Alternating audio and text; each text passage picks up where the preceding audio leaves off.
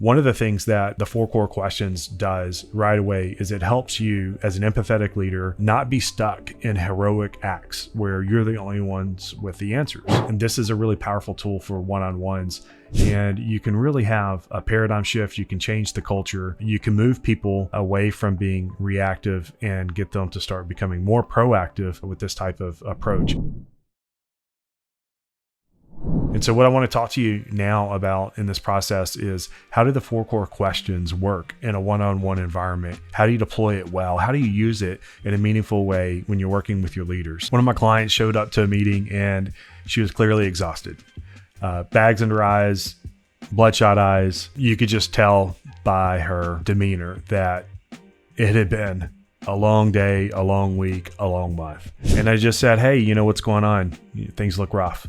And she said, I'll just tell you, I'm exhausted. I am working nonstop and I just feel like we're not getting done what we need to get done. And it's blowing my mind how much of the same stuff I'm going back to and how much is going on that's just frustrating me. And it's just, we should be past all this by now. And the truth of it is her business was more than 10 years old and she's great at what she does, really good leader, very, very empathetic and connected. And yet something was broken, something was amiss. In that example I just shared, and feeling like she had to have all the answers, we ran through the 4 core questions and I said, hey, look, here's the homework. Here's what I want you to work on. Here's what I want you to do next. I want you to take these 4 core questions. What's working? What's not working?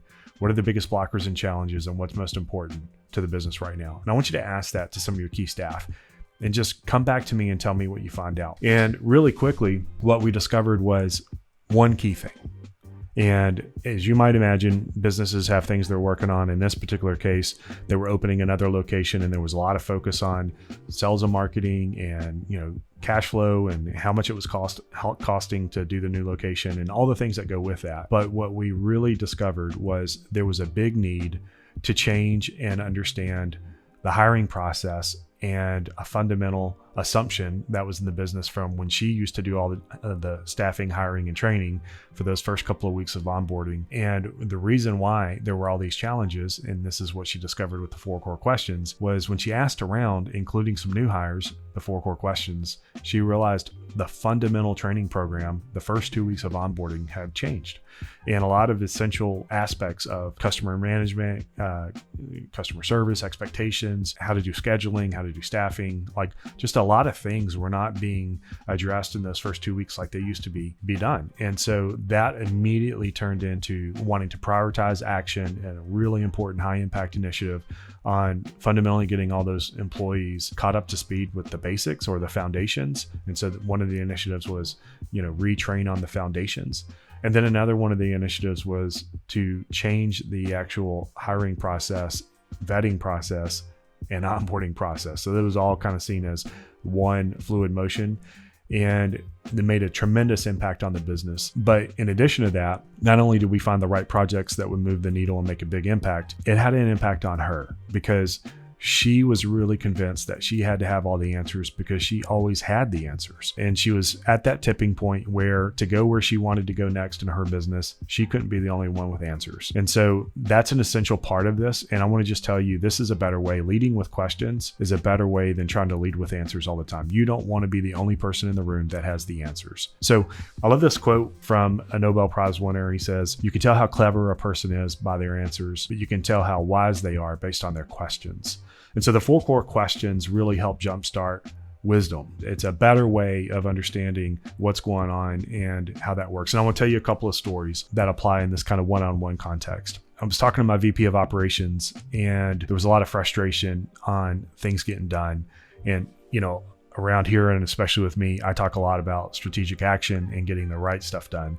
And so I used the 4 core questions. And one of the things that he was saying was these guys are constantly running fire drills. Things are never where they should be. It's always reactionary. They're not doing the right work. They're always fixing things. It's just ridiculous. I feel like I have to tell them what to do all the time and nobody gets anything done unless I'm breathing down their neck. Well, this guy has a strong project management background and operations background, and he's a make it happen guy, big time. So I just said, well, let me go ask around. And I did some one-on-ones.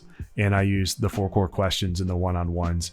Now, I was motivated to do this because of the conversation I had with my VP of Ops, but the format is still the same. I still use the 4 core questions in a one-on-one format, but I was just trying to understand. And I call this like seek to understand, then be understood. So this is the kind of first step, is to seek to understand. And so I talked to the engineering lead, and I talked to the person who was responsible for the call center, and I talked to one of the people who was now the lead project manager. And, so I kind of made my rounds with 4 or 5 people. And what I quickly discovered, and it came to light in the one-on-ones, was there was a big communication problem. This person, my VP of Ops, because they typically had the answers and because they were always the one driving things and making things go, if you will, communications were being challenged, and people got to a place where they didn't actually understand what the big goals were. They only knew what the small goals were, the week to week goals. And most of those, as you can imagine, were around tasks, and they were lower priority, but they were reactionary. And so people, because they had less understanding of the vision and where things were going, they had less clarity of what mattered and what mattered most to work on. And so all their actions were around waiting to be told what to do. And what's interesting about that is the truth of it is all of them knew exactly what was blocking them in their departments, and they knew exactly where their biggest challenges were, and they knew exactly what was most important to work on. But the VP of operations didn't, because there wasn't enough communication flow. They weren't actually having team meetings, and the VP of operations wasn't using the 4 core questions to understand and identify where the real opportunities were to move the needle with all of his major stakeholders who were a part of driving growth and building the business. And so a couple things happened. One is I immediately was able to reset and recalibrate the big priorities that the company should have. And they were not the same priorities the VP of operations had, because he was very oriented to like deployment around customers. And I always believe customer stuff matters, but it became really clear to me that we needed to fix some of the gears turning in our business so that we could actually work on the business and improve some of the things so we could deploy better for the customer and deploy faster. And so that allowed us to recalibrate a 90-day plan and specifically stand up some new processes and some new communication protocols for operations, but also to instill some better vision work and better strategy work between all the departments to work together. And it made a huge difference. That company, by the way, went on from $5 million to $100 million under my watch. And it was a tremendous ride. It was like a rocket ship. And that was just one of the early things we started to implement in the first 30 days of me coming into that company and being responsible for that business unit. Another example that I want to share with you is a lot of times we can have blind spots in our own personal favorites as a leader. And I got hired into a company over a decade ago, and they were about $2 million or so in revenue and maybe 30, 40 employees. And I came in as COO, and I had a background in e-commerce and fintech and some other things that were relevant to this particular job. And he said, look, we've been at this thing for 10 years. We kind of stalled out. I've done everything I know to do, and I don't really know what we should do next, but we either need like a big investment or we need to make some big moves. But if I'm being honest, like I just don't really know what to do next. And so kudos to him for having the courage to bring in a catalyst like myself, and then to be able to share that there was not really any clarity of what to do next. When I was asking about the major departments where the people centers were, and we got to support, and he's like, man, I don't really know. Like, they don't have anything to do with what I work on. I'm driving the business. I'm driving the engineering team. What's really most important is our feature roadmap and making sure these engineers are taken care of. And I'm trying to make sure we recruit the best engineers. And so I'm just really focused on the product and focused on, how our engineers work and how our software gets deployed. I couldn't tell you really what's going on with the call center and the customer support group. Interestingly enough, I started to do these one-on-ones, and I talked to the engineering lead, and the engineering lead said there was just like a ton of distraction always coming from the support people, and that they, didn't know what mattered, and they were constantly saying everything was important. As a result, though, the support team had conditioned the engineering team to not really think much was valuable and valid, and the engineering was basically implementing processes to ignore them. And if you think about that at the highest levels, like ignore your customer, that's probably not the best idea. But we often do have to defend our engineers' time and focus and all that kind of stuff. So there's a real tension there between these two worlds. Well, whenever I met with the support team, some other things came to light. Again, began using the same 4 core questions when I was doing my one-on-ones. And a lot of it had to do with not feeling like there was a mechanism to talk to the engineering team and a mechanism to really understand how to get results, right? And so they were constantly talking to clients in email and on the phone, and the clients were expecting real answers and real promises. And the support team could never really know how they were going to deliver the promise if things were broken or if it was a product problem or feature in the app or whatever. And so there was this constant conflict. And really between 3 or 4 people, I guess, that I had talked to, what we discovered right away was the most important challenge was we had customers whose businesses would be dramatically impacted on a certain kind of issue with the software. I mean, we're talking like showstoppers, like these businesses were being jeopardized. And this was an example of the kind of thing that a client would call in about, and they'd want immediate action, but there were no real pathways to make that promise. And so the current processes made everything kind of look the same. They were all just kind of annoying issues to deal with. And so one of the big resolutions right away was we implemented what I call a redline issue. And a redline issue, we trained the staff to understand that a redline issue was something, it didn't matter what department you were in, you would literally stop what you were doing to figure out and understand how this was occurring, what we could do about it post haste. And in so doing that, we could get business back online, right? Because this was a technology company and it was a mission critical if somebody's business was down.